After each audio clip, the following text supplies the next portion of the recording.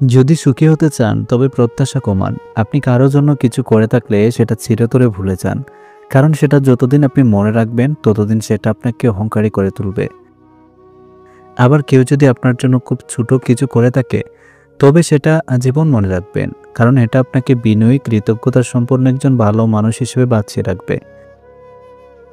একদিন টুক করে মরে যাব টিপটিপ বৃষ্টিতে। মায়ের কবরটা, আমার কবরটা ভিজে যাবে, ছাতা ধরার মানুষ থাকবে না। আহারে জীবন!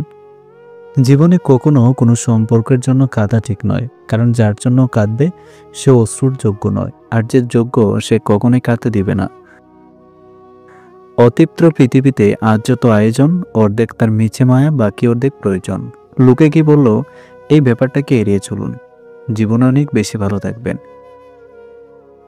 সবাই দেখে আমি ভালো আছি, আমি হাসি খুশি আছি, কিন্তু কেউ জানে না আমি বুকের ভিতর কতটা কষ্ট নিয়ে বেঁচে আছি। একটি নারী পারে ছলনার দ্বারা কোনো পুরুষকে ধ্বংস করতে, আবার নারী পারে ভালোবাসার দ্বারা পুরুষকে গড়ে তুলতে। কথা বললে হয়তো মায়া বাড়ে, তবে কথা না বললে মায়া কিন্তু কমে যায় না। আমাকে ভুলে যাওয়াটা অস্বাভাবিক কিছু নয়। প্রয়োজন ফুরালে মানুষ সেই সৃষ্টিকর্তাকেই ভুলে যায়, আর আমি তো সাধারণ মানুষ। একসময় মনে করতাম কাউকে ভুলে যাওয়া খুব কঠিন, কিন্তু আজ বাস্তবতার সামনে দাঁড়িয়ে আমি বলছি, ভুলে যাওয়া নয়, একজন মানুষকে চেনা বড় কঠিন।